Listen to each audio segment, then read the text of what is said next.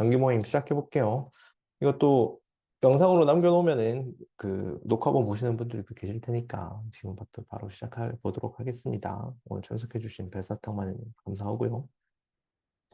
오늘 제가 선택한 책은 그 무기가 되는 글쓰기입니다. 이게 제 개인적으로는 되게 정리가 잘 된 책이라고 생각하거든요. 그래서 어떤 정리냐면 그 블로그 글쓰기도 여러 가지 형태가 있을 수 있는데 마케팅 의도가 담기는 글쓰기를 좀 잘하는 방법을 알려주는 책이라고 생각을 하고 있습니다. 그래서 이 책 내내 반복하는 내용들이 약간 그겁니다. 그 팔리는 글쓰기를 어떻게 쓸 것인가에 대한 내용이고요. 근데 살짝 이해가 어려운 부분도 없진 않았어요. 근데 그나마 이제 외국 책을 그냥 단순히 가져온 게 아니라 한국 사정에 맞게 잘 정리되어 있는 책이라고 해서 추천을 드렸고요. 그리고 이 제대로 되긴 한 얘기 전에, 제대로 된 이야기를 하기 전에, 이런 책을 제대로 활용하는 방법도 조금 알려드릴게요. 그래서 이 책에도 보면은 이런 예문들이 엄청 많이 나와 있을 겁니다. 이런 예문들이 엄청 나와 있는데, 이걸 그냥 그냥 이렇게 쓰는구나 하고 넘기지 마시고요. 한번 꼭 따라 써보세요. 그러니까 내가 이거 컴퓨터 켜놓고, 저는 이렇게 사진을 찍어두거든요. 그럼 사진을 이제 컴퓨터에 업로드 한 다음에 옆에 화면 켜두고 이렇게 따라 써봅니다. 그러면은 이 필사를 하는 건데, 필사의 경험이 나중에 내가 다른 글을 쓸 때, 나 그래, 예전에 이런 거, 했었지라고 하면서 불현듯이 튀어나와가지고 더 좋은 글을 만들 때 도움을 주거든요. 그래서 이런 예문들 나와 있으면 꼭 한 번씩 필사를 해보시는 걸 완전 추천드립니다. 이거 했을 때와 안 했을 때는 그 경험이 되게 달라요. 그래서 필사를 한다는 거는 어느 정도 이거랑 같은 이 글을 쓴 경험으로 남는 느낌이더라고요. 그래서 글 실력 키우는데 정말 좋은 방법이니까 한번 해보시고요. 네, 이제 본격적으로 이야기를 해주실 텐데, 해드릴 텐데, 뭐, 차근차근 그 책의 내용 순서대로 이야기해 드리겠습니다. 자, 그 마케팅적인 글쓰기에서 이제 판매를 위한 글쓰기에서 그 가장 기본이 되는 거는 모든 글을 고객 중심으로 써야 되는 겁니다. 이게 참 잘 안 되기도 하고 처음 하시면 그렇더라고요. 저도 이제 저도 마찬가지 어려움을 겪었던 내용들이고 제가 여러분들과 같이 일하면서도 그 업무를 같이 하면서도 이게 잘 안 잡히는 경우들이 상당히 많았습니다. 그러니까 계속 글을 쓰다 보면은 그냥 계속 나의 이야기를 하게 되는 거죠. 근데 사실 그 팔리는 글쓰기가 되려면은 그게 돼야 됩니다. 그 상대방의 입장, 그러니까 이 글을 보는 사람들이 어떤 생각을 하고 있을까를 이제 대화하듯이 쓰는 게 되게 중요하거든요. 그래서 이런 그 안내문조차도 고객들에게 최선의 이익이 되도록 쓰는 게 엄청 좋습니다. 그렇게 써야 되고요. 그래서 계속 나의 이야기를 계속 쓰다 보면은 당연히 그게 잘 눈에 안 들어 나의 이야기만 쓰다 보면 눈에 잘 안 들어오거든요. 이 얘기 한번 드리고요. 그리고 이 저자가 얘기한 재밌는 시도가 있었어요. 그 책 내용에는 자기가 30군데의 출판사의 러브콜을 받았다고 그랬어요. 그런데 그 바로 뒷내용으로 1000개가 넘는 회사에 도전장을 내밀어가지고 그 결과로 30개가 넘는 회사에서 러브콜을 받았다고 했다고. 그러니까 30개가 넘는 회사에서는 거절 메일을 받았고 나머지 한 900여 개는 그냥 그거죠. 900개가 넘는 회사에서는 응답이 없었다는 거죠. 그냥 밥 먹듯이 거절 메일을 받았다는 거죠. 전 이게 되게 약간, 이런 사람도 이렇게 하는데 나도 열심히 해야 되겠구나, 라는 생각을 하게 된 게, 저도 책을 내고 싶거든요. 그래서, 근데 그 제안서를 몇 개 넣어보고 말았단 말이에요. 이게 효율이 안 나오네, 라고 하고 그만뒀었는데, 책을 진짜 내려면은 한 1000개의 출판사는 보내야 되겠다는 생각으로 보내야 되겠네. 제안서를 보내야 되겠네, 라는 생각을 하게 됐습니다. 그래서 언제 해볼지 모르겠지만 벌써 올해 말이죠. 내년 초나 책은 하나 있어야 될 것 같아가지고 한번 해볼 생각을 하고 있습니다. 그리고 야호님 안녕하세요. 네, 아침부터 들어와 주셨네요. 그리고 블로그에서 글을 쓸 때 첫 문장, 첫 부분이 되게 중요하기도 합니다. 왜냐면은 사람들이 블로그 글을 꼼꼼히 읽는다는 가정을 하는 것 자체가 상당히 무리거든요. 그래서 어느 정도는 대충 읽어도 쓸 수 있게 써야 되는데 그 여러 기법 중에 하나가 글의 앞부분에 이제 중요한 메시지를 담는 게 상당히 중요합니다. 그래서 첫 문장 이런 걸 좀 잘 써야 되는데 그냥 치트키로 몇 가지 타입을 구분해 놓고 쓰면은 쉬운데 이 책에서는 이렇게 얘기합니다. 타인에게 내 글을 설명할 때 처음 뱉는 말이 곧 내 글의 첫 문장이 될 수 있다. 그러니까 저도 글 쓸 때 이 작업을 하거든요. 그러니까 글을 처음부터 끝까지 다 쓴 다음에 내가 무슨 말을 하려고 했지? 라고 하면서 그 얘기를 그냥 이거는 뭐에 대한 거야? 라는 생각을 해보는 거예요. 그걸 그냥 첫 문장으로 쓰는 겁니다. 그러니까 글을 다 써놓고 다시 처음으로 올라가서 이 문장을 쓴다는 거죠.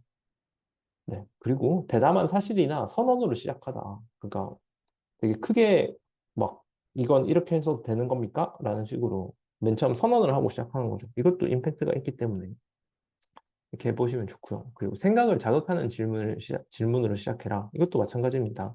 뭐 내가 이런 걸 하고 있는데 이게 정말 사실일까? 뭐 이런 식으로 질문을 하면서 참 좋고요. 그리고 개인적인 이야기를 공유한 것도 상당히 도움이 많이 됩니다.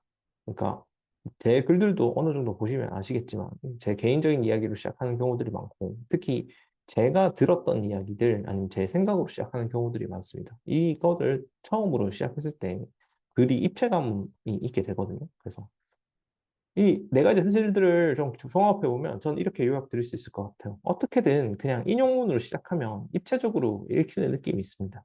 이것만 기억하셔도 인용문으로 시작한다라는 것만 기억하셔도 글이 상당히 도움이 되실 것 같아요. 그래서 제가 여기는 안 썼는데 보통 저도 여기 맨 처음에 인용문이 들어가는 경우들이 많거든요. 그리고 네. 글쓰기에 전두엽 활용하기 이런 내용이 있습니다. 갑자기 내 이야기가 나오죠.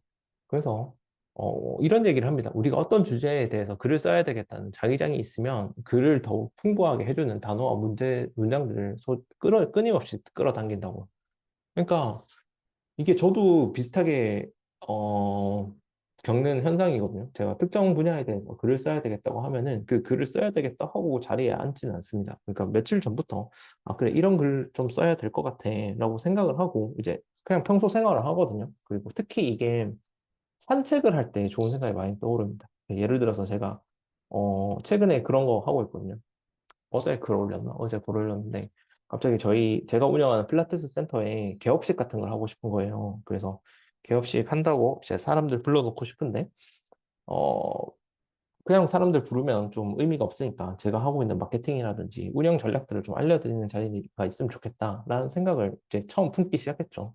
그리고 그 생각을 한 2, 3일 정도 했습니다. 뭐 생각을 했다는 게 한 자리에 앉아가지고 이렇게 곰곰이 생각한 건 아니고요. 그냥 해야겠다라는 생각하고 그냥 운동도 하고 애기도 보고 막 그러고 있었던 거죠. 근데 그때마다 불현듯이 이런 생각 있네 저런 생각 있네 하면 그런 생각이 떠오르거든요. 그러면 그 핸드폰에다가 살짝 노트를 해놓습니다. 그러고 나서 이제 딱 자리에 앉아가지고 이제 글 써야지 하면은 진짜 그 글이 탁탁탁탁 나오거든요. 그 진짜 탁탁탁 나온다는 그 표현이 맞을 정도로 글이 잘 써집니다. 그래서 좋은 거를 쓰려면은 제 생각에는 이거는 손으로 쓰는 게 아닌 것 같아요. 손에서 나오는 게 아니라 머리에서 나온다고 생각하거든요. 그 손은 거들 뿐. 그래서 내 생각을 그냥 주르르 써주는 용도로만 손을 쓰는 거지. 이걸 앉아가지고 더 잘 써보겠다고 막 이렇게 하는 건 아닌 것 같습니다. 그래서 이 책에서도 얘기가 나오는데 빨리 글을 쓸수록 완성도가 높은 경우들이 많아요. 그러니까 그 완성도로 하는 건 당연히 그 문법적인 표현이나 어휘 같은 데의 완성도가 아니라 그 생각의 질이라 그러죠. 뭔가 특이한 메시지를 만들 가능성이 훨씬 높아지거든요. 그래서 평소에 좋은 생각을 많이 하는 게 중요하다. 그리고 이 생각하기 위해서는 많은 책을 읽는 것도 좋고 이것과 동시에 혼자 생각하는 시간도 좀 많이 가지는 게 좋습니다. 이렇게 얘기 드릴 수 있을 것 같고. 그리고 이 책의 핵심 구조는 ABCD 구조라는 걸 그 저자가 제안하고 계속 반복해서 쓰고 있거든요. 그래서 이게 저는 솔직히 막 딱 와닿지는 않았어요. 약간, 나중에 되면은 끼워 맞춘 내용 같은 느낌도 있어가지고. 그런데 그 내용 자체들은 상당히 좋은 것들이 많아가지고 좋게 봤거든요. 그래서 ABCD가 어떤 거냐면 A는 일단 어포메이션이라고 본질, 메시지를 말합니다. 그래서 사람들이 많이 하는 실수 중에 하나가 하나의 글을 너무 장황하게 쓰는 경우들이 있거든요. 근데 이게 블로그 글이나 온라인 매체에서 쓰는 글들은 그런 식으로 쓰면 사람들이 너무 쉽게 이탈을 해버려요. 왜냐면은 나는 이 글에 대해서 이런 기대치를 가지고 읽기 시작했는데 그게 무의식적으로 아마 그렇게 생각하는 것 같아요. 근데 메시지가 막 헷갈리잖아요. 그러면 이거 무슨 소리 하는지 모르겠어. 바로 이렇게 생각하거든요. 그래서 글 하나에는 온전히 하나의 메시지만 담는 게 중요합니다. 그리고 그걸 못 담을 것 같아 라고 하면은 이제 그 메시지들 모두 포괄할 수 있는 상위의 개념을 먼저 제안하고 그걸 또렷이 말하는 게 필요하다고 저는 생각하거든요. 그래서 독자가 핵심 메시지를 정확히 인지할 수 있도록 정확히 얘기해 주는 게 필요합니다. 그러면은 이 메시지가 정해지면 그 다음은 논리를 구축해야 되거든요. 일단 논리라고 하면은 그 생각을 하게 된 이유, 그 생각을 제안하는 이유 등이 될 수 있는데 설득의 심리학에 보면은 일단 아무 이유나 돼도 사람들은 기본적으로 설득이 조금은 됩니다. 그러니까 이상한 이유, 그냥 별 생각 없이 다는 왜냐하면으로 시작하는 아무 이유나 갖다 대도 약간의 설득력은 생기기 시작해요. 근데 이 설득력 자체가 주장과 근거가 잘 이어질수록 그 신뢰관계가 더 돈독하게 구축되는 거죠. 그리고 나중에도 나올 텐데 이유 다음에는 항상 구체적인 근거가 들어가야 됩니다. 그래서 사람들이 또 글쓰기에서 자주 하는 실수들이 제가 많이 본 것들입니다. 실제로 주장을 하고 이유까지는 많이 들어요. 그런데 이유에서 멈추는 경우들이 많습니다. 예를 들어서 이런 경우죠. 저희 필라테스 센터는 수업을 잘합니다. 왜냐하면 선생님들이 열심히 하고 있기 때문이죠. 여기까지는 이유란 말이에요. 주장이 이제 필라테스 센터 수업을 잘합니다고 이유는 그 선생님들이 열심히 하고 있기 때문이에요. 그러면 그 근거가 들어가야 되잖아요. 그럼 그 근거로 사진 같은 걸 쓰는 거예요. 좋죠. 그러니까 선생님들이 실제로 열심히 공부를 하고 있는 모습이라던가 아니면 사진이 안 되면 그 근거를 뒷받침해 줄 수 있는 조금 더 구체적인 사례가 들어가야 됩니다. 그 예를 들어서 선생님들끼리 모여가지고 스터디를 한다던가 그런 내용들이 들어가야 되는 거죠. 그래서 거기까지 3단 구조로 딱 이루어져야 이 논리적으로 쭉 내려가는데 보통은 그 중간에서 끊기게 되죠.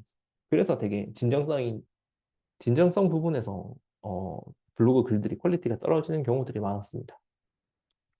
그리고 보안, 수사인데 다양한 수사 기법을 통해 가지고 메시지를 여러 번 전달하면서 메시지의 노출을 강화합니다. 이런 내용이 있거든요. 여기 수사는 설득을 하기 위해서 쓰는 전략들입니다. 이따가도 얘기 드릴 텐데 제가 여기서 이 책에서 눈여겨봤던 거는 로고스, 에토스, 파토스 이 세 가지의 개념이거든요. 그러니까 이성적으로 얘기하고 감정적으로 전달하고 그리고 신뢰를 누르는 것. 이 세 가지인데 이거는 이따 내용 나오니까 조금 더 설명해 드릴게요. 그리고 D는 기술 형식인데 글의 형식을 조정해가지고 목표한 행동으로 전환시키는 기술들이 있거든요. 그래서 보통 마케팅적인 글쓰기를 하려고 하면은 이 상품 구매나 아니면 문의로 연결하게 만드는 기술들이 조금 있습니다. 그래서 이 기술들은 어, 굉장히 필요함을 강조해가지고 연락을 하게 만들거나 아니면 연락을 되게 쉽게 해도 된다는 뉘앙스를 만든 다음에 연락을 하게 만들거나 이런 식의 제안들을 만들 수 있거든요. 그래서 이 책에서는 이 ABCD 구조를 계속 반복해 나가면서 여러 가지 응용법들을 알려줍니다. 이 구조만 들어있으면 이 책이 좀 쉽게 읽히는데 이거를 머릿속에 안 넣어놓으면 막 헤매시게 될 거예요. 네. 자, 이제 메시지와 논리 이야기를 조금 더 이야기해 해볼 건데요. 그, 이것만 진짜 잘 잡아도 글 좀 쓴다는 소리를 들을 겁니다. 이렇게 표현했는데 정말 그렇습니다. 그래서 자꾸 생각난다, 술술 읽힌다, 신뢰할 수 있다 이런 평가를 받는다는데 제 글도 사실 이런 평가들을 받거든요. 그게 정말로 그 글에 담긴 메시지가 되게 명확하기 때문입니다. 그리고 판매를 위한 글쓰기에서는 이 명확한 거 동시에 뭘 파는지 즉시 알아차릴 수 있어야 되거든요. 어, 보통 또 여기서 많이 하는 실수들이 이게 막 내가 팔고 싶은 상품들이 많은 경우에는 이것저것 다 한 글에 끼워 넣는단 말이에요. 그러다 보면은 글이 너무 복잡해지고 산만해집니다. 그래서 이게 도대체 무슨 얘기를 하려는 거지? 라는 생각을 너무 자연스럽게 하게 되거든요. 그래서 실제로 제가 대행 맡고 있는 어떤 곳도 상품이 막 일곱, 여덟 개 되는 거예요. 그게 너무 정신이 없어가지고 정리하는 글들을 따로 만들거나 그런 식으로 이제 상위 개념으로 하나 잡은 다음에 이렇게 정리를 좀 해드리는 작업도 하고 있죠.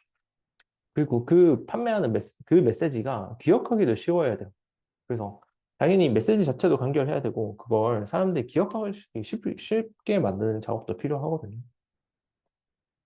그래서 사업을 하다 보면 너무 많은 상품과 너무 많은 서비스들을 준비하는 경우들이 많습니다. 왜냐면 열심히 하려고 하시거든요. 다들 사업을 한다고 그러면은. 그런데 그 열심히가 그 하나의 초점을 향해서 가는 게 아니라 막 사람들이 이런 것도 원하지 않을까? 저런 것도 원하지 않을까? 어떻게 보면 내 마음속에 있는 그런 불안감으로 저는 판단을 하는데 그런 불안감 때문에 이것저것 너무 많이 만드는 경우들이 있어요. 그래서 그런 것들을 이제 자제를 하면서 되게 깔끔하게 만드는 그런 거, 깔끔하게 만들어서 글에 표현해 주는 게 좋고요. 직관적으로 알기 어려운 구조도 있더라고요. 예를 들어서 이게 제가 이 글 쓰다가 생각났는데, 부모님 댁 근처에서 이제 부모님 집에 가가지고 저녁 식사를 한 적이 있었는데, 가든 형태 아시죠? 그 차 타고 가가지고 이렇게 그 단독주택 있는 시골에 있는 식당들 거기 딱 갔는데 메뉴가 너무 이상한 거예요. 어떤 형태였냐면 3인 이상부터 시킬 수 있는 메뉴가 있었는데 가격은 2인분 기준으로 써놓은 거예요. 이해가 되시나요? 그러니까 이 딱 3인 몇 인분 이렇게 시킬 수가 없는 구조였던 거죠. 아, 무조건 4인 시키라는 건가? 아니면 6인 시키라는 건가? 이 생각만 들더라고요. 이 상술도 너무 보이고 어떻게든 자기가 손해 안 보려는 게 보여가지고 다시는 가기 싫었거든요. 그러니까 또 이 메뉴 자체가 되게 직관적이지 않죠. 그러니까 3인 이상 시켜야 되는데 가격은 2인분을 써놨으니까 이게 나눠지지도 않잖아요. 그러니까 그 2인 하나 주세요 이렇게 하면 그 주문이 안 되는 겁니다. 그래가지고 네? 이게 뭐죠? 라면서 저희 그 자리에서 막 이러고 있었는데 이런 식의 상품들을 만들면 안 된다는 거죠. 이게 매우 극단적인 예지만 사업을 하다 보면은 이런 것들이 나도 모르게 하나씩 생기더라고요. 그래서 이런 걸 좀 조정해가지고 최대한 심플하게 만드는 게 또 중요하다라고 얘기 드릴 수 있을 것 같아요. 그리고 글쓰기에서 세뇌를 시키는 방법이 있는데, 세뇌라고 말하면 조금 어감이 그렇지만, 내가 되게 논리적으로 그 쭉 매끄럽게 이어지는 글들을 쓰면은 그냥 자연스럽게 이렇게 넘어갑니다. 그러면서 어느덧 보면은 내가 결론까지 가 있게 만들 수 있거든요. 그래서 그게 이제 이런 방법들인데, 맨 처음에 도발적인 주장을 하고, 뭐 이런 거 예시를 들었죠. 대학교 꼭 가야 하나? 부동산 투자 꼭 해야 하나? 뭐 이런 주장들을 한 다음에, 그거를 그 논리적으로 되게 깔끔하게 만들어 주는 게 필요합니다. 그러니까 누가나 봐도 수긍할 수 있는 논리들로 탁탁탁 치고 나가는 거죠. 그리고 그 논리들이 내가 말하고 싶은 메시지에 하나같이 모두 연결이 돼야 됩니다. 근데 이 부분에서 또 많이 생기는 문제는 내가 또 여러 가지 이야기를 하고 싶다 보니까 되게 쓸모없는 이야기들을 붙이는 경우들이 많거든요. 그래서 여기도 그 예가 있죠. 고양이 급수기를 판매한다고 가정해 봅시다. 이 제품에 대한 메시지가 전기 콘센트에 연결하지 않아도 되는 무슨 급수기라면요. 논리로 갑자기 급수기가 얼마나 가벼운지 말해서는 안 됩니다. 이런 것들이죠. 그러니까 콘센트에 연결하지 않아도 작동되는 건데 갑자기 얼마나 가벼운지에 대한 이야기는 약간 어, 부차적인 거죠. 부차적인 거 필요가 없습니다. 이런 게 오히려 들어가면 해를 끼쳐서 없애줘야 되거든요. 차라리 이런 것들이죠. 무선 일대 자유로운 배치와 저소음 등의 장점을 들여야 논리적인 거죠. 실제로 그렇습니다. 그 다음에 이제 자발적으로 행동을 유도를 하는데, 자발적 행동 유도는 이런 겁니다. 어, 스스로 항상 선택은 고객들에게 넘기는 게 좋아요. 왜냐면은 이거 무조건 좋아요, 사세요. 이런 메시지를 남기는 경우에 약간 강매하는 느낌이 들거든요. 그리고, 음, 뭐 이거에 약간 변형으로 할인해 드립니다. 이것도 제가 느끼기에는 그냥 강매의 느낌이 너무 강해요. 그러니까 어느 정도 내가 신뢰가 구축됐고 내가 살려는 상황이 아닌데 계속 할인해 드립니다, 할인해 드립니다 하면은 나한테 팔려는 의도가 너무 많이 보이잖아요.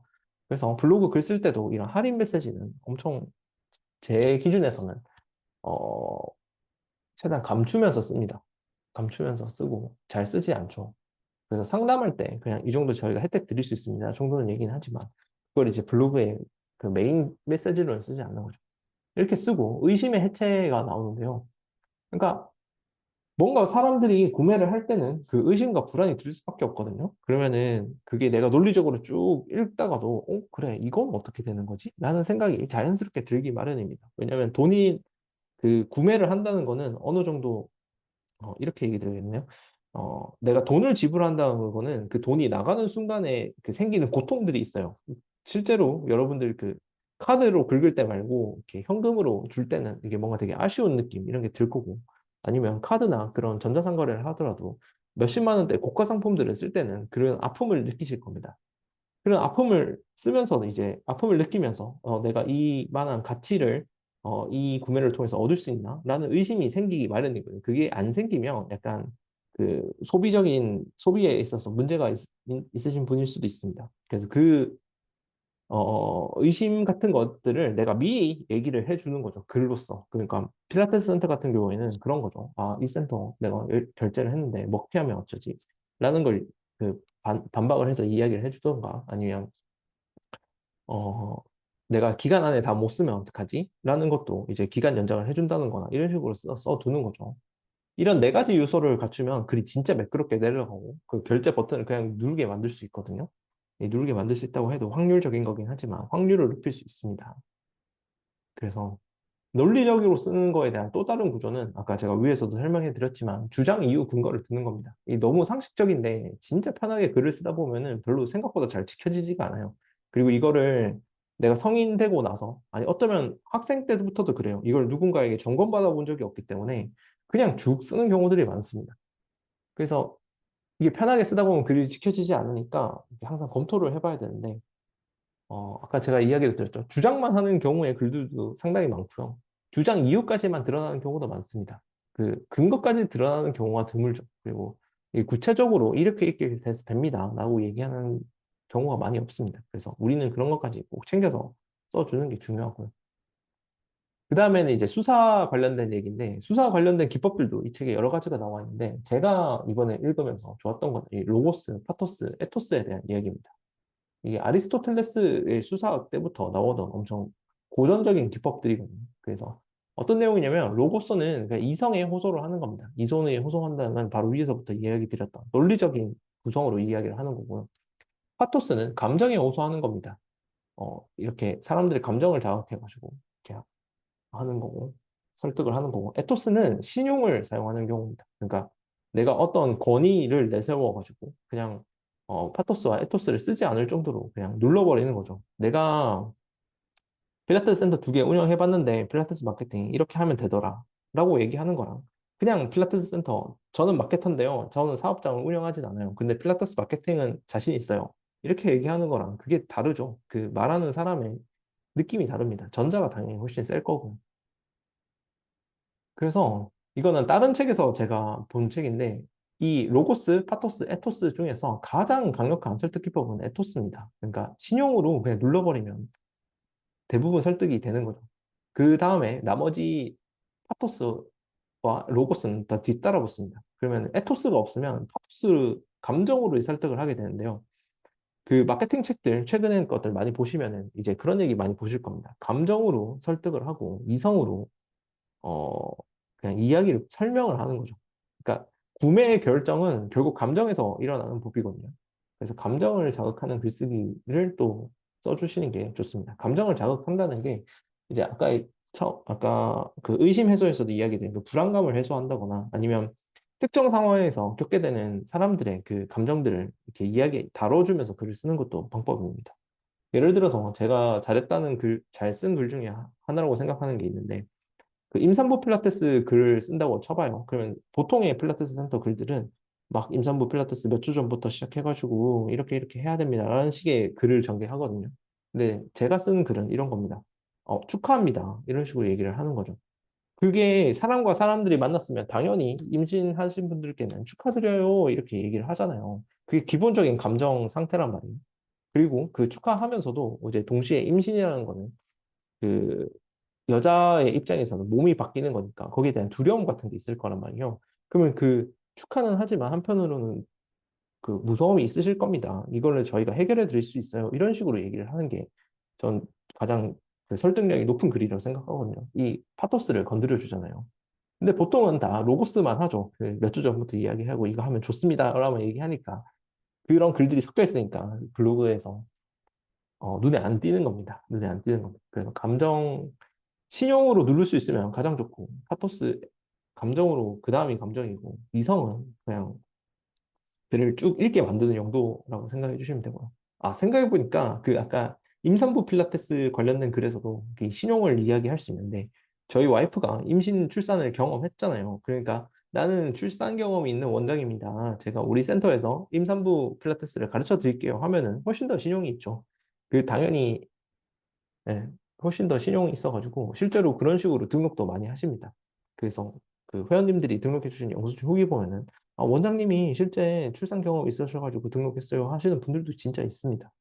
이런 식으로 설득을 하는 거죠. 그래서 우리는 글 쓴다고 하면은 너무 이 이성에만 그 몰입해가지고 되게 사실적인 글들만 쓰는 경우들이 많습니다. 근데 정작 진짜 중요한 거는 나의 신용을 드러내고 감정을 자극하는 글들이어야 한다는 거죠. 그리고 이건 재밌는 이야기인데, 단순 노출 효과가 있습니다. 단순 노출 효과. 이게 뭐냐면은, 사람들은 그냥 자주 본 거를 유명하다고 생각하거든요. 다시 이야기 드릴게요. 자주 본 거를 유명하다고 생각합니다. 어쩌면 여러분한테 저는 되게 유명한 사람일 수도 있어요. 제가 맨날 단톡방에서도 얘기하고, 매주 방송도 하고, 지금도 강의를 하고 있잖아요. 근데 제가 우리나라 대한민국 봤을 땐 진짜 아무것도 아닙니다. 전혀 유명하지도 않고. 이런 식의 느낌을 받을 수 있는 거죠. 그래서 내가 만약에 영향력을 가지고 싶으면 그냥 단순히 반복만 해도 효과가 있다는 겁니다. 그래서 전 아직 부하씨님이라고 유명하신 분 있으신 것 같은데, 전 아직 이분에 대해서 잘 모릅니다. 저는 어떻게 알게 되냐면 어떤 분들이 이제 부하씨님 블로그 통해 가지고 저를 알게 됐어요 하고 이웃 신청도 걸어주시고, 그리고 제가 이것저것 프로그램을 하면서 신청 받잖아요. 거기에 이제 부하씨님 그거를 이야기를 하시더라고요. 저는 전혀 모르는 분이거든요. 그래서 이제 누군가 싶어가지고 이제 관심을 두고 이웃추가도 해봤더니 막 글을 진짜 많이 올리시더라고요. 진짜 막 하루에 한 두세 개씩 올라오는 것 같던데. 그래서 요즘에 부하씨님의 책도 읽기 시작했습니다. 그래서 책을 읽으면서는, 아, 이거 내가 경험했던 거랑 크게 다른 게 없네라는 생각을 하지만, 동시에 이게 글이 너무 많이 올라오니까, 아, 블로그에서 영향력을 가지려면 이렇게 글을 많이 써야 되는구나라는 생각을 하고 있습니다. 그리고 실제로 스레드에서도 제가 요즘에 글 좀 쓰는데, 스레드에서도 영향력 있어 보이시는 분들 글을 진짜 많이 올립니다. 막 6시간에 한 번씩 올리고 그러시는 것 같더라고요. 그래서 이렇게 글 베이스의 SNS에서 좀 유명해지고 싶으면 일단 단순히 글을 많이 쓰는 것도 필요하구나 라는 생각도 많이 하고 있습니다.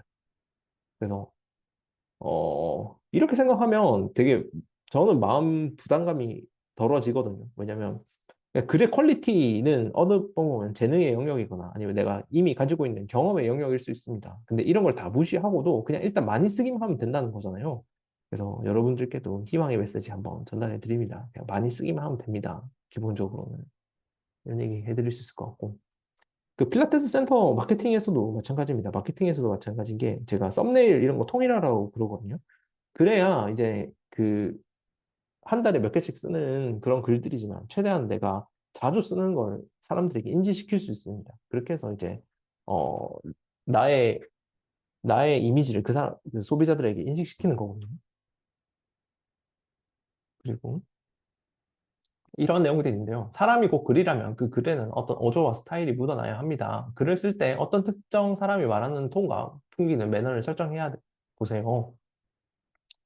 이게 뭐냐면은 톤앤 매너에 대한 이야기인데, 전 블로그 내에서도 이런 톤앤 매너가 유지돼야 된다고 합니다. 그래서 실제로 제가 블로그 대행을 하면은 맨 처음 시작하는 거가 광고주님들의 인터뷰를 하는 거거든요. 그래서 이 광고주님이 어떤 성격을 가졌고 평소에 어떤 말투를 쓰는지 이런 것들을 다 체크를 합니다. 그래서 실제로 어느 정도 사투리를 쓰시는 분이라면 블로그 글에도 그 사투리를 재현하는 방법도 있고요. 그리고 성격이 그냥 밝고 되게 친절하셔. 이러면은 그런 톤으로 쓰고, 아니면 되게 진중하신 분이야 하면 신중하게 쓰고 이런 걸 하거든요. 이런 걸 해야 이제 이 사람이 진짜 진정으로 그 블로그를 운영하고 있구나라는 생각을 하게 될 겁니다. 그리고 제 이 모네타리움 블로그에도 어느 정도 톤이 있죠. 좀 차분하고, 제 생각이지만 차분하고 진실된 말투, 그리고 과장이나 이런 걸 그렇게 많이 하진 않죠. 그래서 제가 원래 쓰지도 못하지만 유머 이런 걸 잘 쓰지는 않습니다. 못 쓰기도 하고. 그래서 이건 제 톤과 매너라고 생각하는 거고요. 그리고 이런 글쓰기는 여기 직장 다니시는 분들 오셨는지 모르겠는데, 어, 인정받는 직장인에게도 되게 필요한 기술입니다. 왜냐면, 음, 요즘에 일하는 방식, 회사에서 일하는 거 보면은 거의 다 그, 메일이나 메신저로 일하잖아요. 그러니까 이게 한, 메시지를 하나 보내가지고 한 큐에 모든 걸 딱딱딱 해결할 수 있는 방식의 글쓰기가 있는데, 이 2차적 요구까지 간파해가지고 먼저 이렇게 내가 물어보고, 이러시면 이렇게 하시면 됩니다. 이러시면 또 이렇게 하시면 되죠. 이런 식의 글을 써줘야 되거든요. 이 정말 제 경험이랑도 일치를 합니다. 이걸 할 수 있는 사람이 제가 이걸 했었는데 일을 좀 잘한다는 평가를 받더라고요. 이걸 못하면 되게 힘든 회사 생활을 하게 되고. 그래서 상대방의 입장을 고려해가지고 글 쓰는 건 여기서도 그대로 적용된다. 그리고 제가 맨날은 아니지만 춤 이야기도 가끔 하잖아요. 그리고 신태순 작가님이랑 저랑 이제 춤춘 사이로 이제 만났는데, 신태순 작가님이 저한테 이런 얘기를 했어요. 승우야, 너가 춤을 춰가지고 글을 그런 식으로 쓰는 거다라고 얘기를 해주시더라고요. 그러니까 초반부에 제가 이야기 드렸다시피 전 생각을 이렇게 계속 한 다음에 앉아가지고 그냥 주르륵 써내가거든요. 약간 무아지경이라고 말하면 너무 거창하지만 그런 식의 상태에 들어갑니다. 그래서 그냥 다음 문장을 뭘 써야 될지에 대한 걱정을 잘 안 하거든요. 그냥 글이 써지는 대로 쓰는 편입니다. 그게 이제 이 약간 무의식 상태를 쓰는 거라고 얘기할 수 있을 것 같은데, 그 좋은 글은 이런 상태에서 나온 거라고 저는 생각해요. 너무 많은 그 의식적인 생각이 들어가면 글이 좀 이상해지는 경향이 있습니다. 네, 이거 실제로 제가 여러 사람들의 글을 봐도 그렇게 느껴지더라고요. 그래서 그 춤이라는 경험이 없다고 하더라도 이렇게 딱 한 자리에 앉아가지고 주르륵 쓰는 연습도 해보시면 좋을 것 같아요. 그래서 우리가 한두 시간 집중해서 툭 하고 나오는 것이 아닙니다. 인생 전체에서 나오는 건데, 몇십 년 동안 면지 쌓이듯이 쌓아 올린 세계관이 나와주시는 겁니다. 뭐 이런 얘기가 있습니다. 그래서 제가 블로그 처음 시작할 때 제 글을 봐도 그렇고, 이제 막 블로그를 시작하시는 분들의 글도 제가 종종 보거든요. 이러면은, 되게 아직은 생각이 농익지 않았다는 표현이 좀 맞을 것 같은데, 되게 그 인사이트들 단순한 경우들이 많아요. 제가 봤을 땐 깊이가 없다고 평가할 수 있나? 얕다고 생각할 수 있죠. 당연히 처음에는 그럴 겁니다. 처음에는 그럴 거고 그게 시간이 지날수록 더 강화되면서 제 나만의 색깔, 나만의 관점들이 생기는 거 생각하는데요. 이게 이제 결국에는 좋은 생각이 쌓일 시간이 필요합니다. 그래서 제가 여러분들이랑 만난 지금 이 시점은 아마 제가 블로그를 한지 6년째 되는 시점이란 말이에요. 이때의 저와 그 1년째 저는 완전 다릅니다. 옛날의 생각은 엄청 단순했지만 지금은 어느 정도 제 관점이 생기고 예전에 단순했던 사실들을 바라보는 저만의 뭔가 색깔들이 생긴 상태라는 거죠. 그래서 이제 블로그나 글쓰기 시작하신다면 처음에는 더 잘할 수가 없습니다. 그냥 이 시간이 필요해요. 그래서 그거를 생각하시고 그냥 천천히 해보시면 좋을 것 같습니다. 그리고 거의 책 후반부에는 대충 읽는 거에 대한 중요성을 좀 써놓는데요. 예를 들어서 이런 겁니다. 우리가 회사 생활을 하면서도 상사에게 보고할 때 그 사람들은 그 보고서를 대충 읽을 수밖에 없거든요. 왜냐면 그 부하 직원이 상사를 위해서 일을 한다는 거는 상사의 시간을 줄여주기 위해서 하는 겁니다.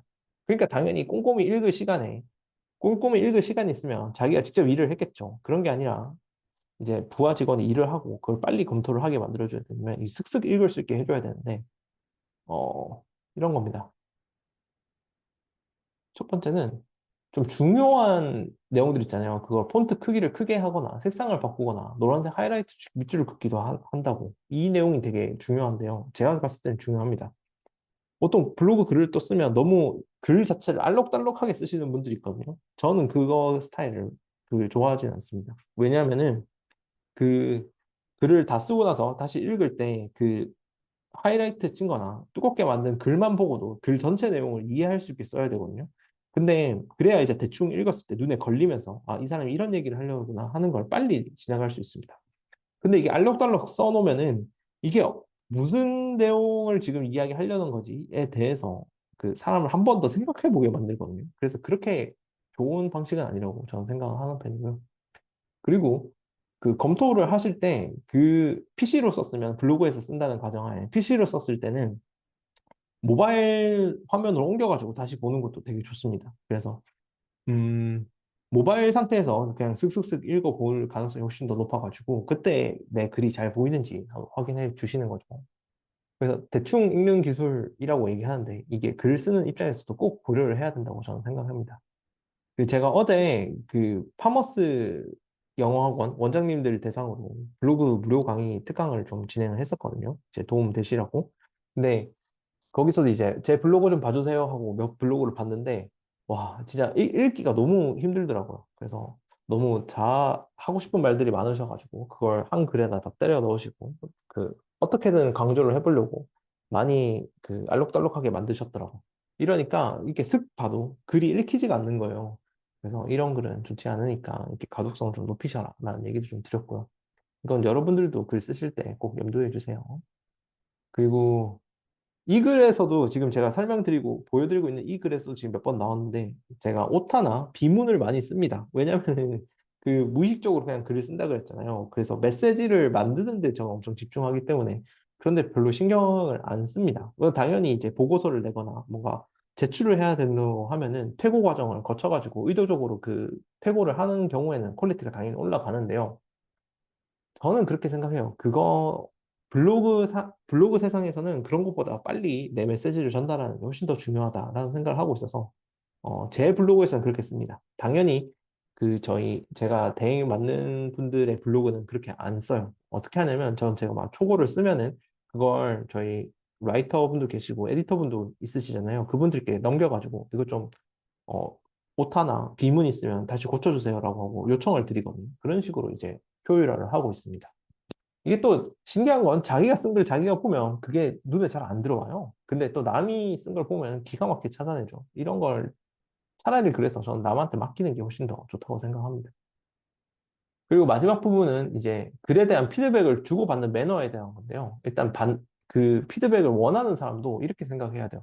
작업물과 나를 분리를 시켜야 됩니다. 그러니까 내 글에 대한 평가인 거지 나에 대한 평가가 아니잖아요. 이 내용은 특히 그 온라인 세상에서 그 악플을 받을 때 꼭 필요한 마인드셋이라고 볼 수 있습니다. 그래서 블로그 같은 경우에는 좀 덜하지만 인스타그램이나 유튜브는 추천 기반 알고리즘이잖아요. 그러면은 그 알고리즘이 어디로 튈지 모릅니다. 그러면은 나의 팬들, 나의 평소 생각을 알고 있는 사람만 보는 게 아니라 진짜 뜬금없는 사람들과 만날 수 있어요. 그냥 우연히 마주치는 거겠죠. 근데 그 사람들은 내 의견에 동조하지 않을 거고 거기에 대해서 불편한 감정을 가지고 있을 수 있습니다. 그러면 이제 그게 악플로 나온다고 저는 생각하는 거거든요. 근데 그때 이제 상처받으면 안 되죠. 아, 이 사람과 나는 그냥 세계관이 다른 사람이다. 그리고 그 세계관이 다른 사람이 내가 아니라 나의 창작물을 봤을 뿐이다. 라고 생각하는 게 필요하더라고요. 그리고 취향과 의견을 분리해서 이제 피드백을 줘야 되는데, 뭐, 이 폰트 별론데요? 이런 게 아니라, 이 폰트 모바일에서는 잘 안 보이는데요? 이런 식으로 얘기를 해줘야 된다는 거죠. 그래서 그 피드백 할 때도 이렇게 의견을 주는 게 되게 중요하고요. 그리고, 어, 저는 제 취향이 안 맞으면 실제로 그렇게 얘기합니다. 아, 이건 제 스타일은 아닌데요. 이렇게 이렇게 바꿔주세요. 라고 얘기하는 경우도 있거든요. 실제로 모네랩에서 일할 때 제 취향이 아니면 이렇게 얘기를 합니다. 제가 라이터 공고글에도 올려놨는데, 모네랩은 제 스타일대로 쓰는 걸 추구하는 집단입니다. 그래서 이거는 제 스타일이랑은 약간 안 맞으니까 이렇게 바꿔주세요. 라고 얘기를 하거든요. 그런 식으로 이제 저희 퀄리티를 맞춰 나가고 있죠. 네, 이렇게 40분 동안 제가 혼자 그 무기가 되는 글쓰기에 대해서 떠들어 봤습니다. 그래서 이 책을 읽으면서 저도 좀 보완했던 기술들이 있고, 이번에 읽으면서 좀 여러분들께 얘기 드리고 싶은 내용들 위주로 정리를 했거든요. 그래서 이 얘기를 쭉 들어보시고 지금 좀 궁금하신 내용이나 코멘트 있으시면 채팅방 남겨주시면 제가 바로 답변해 드리겠습니다. 오늘 이 내용이 좋으셨다면 구독과 좋아요, 그리고 알림 추가까지 해주시면 감사합니다.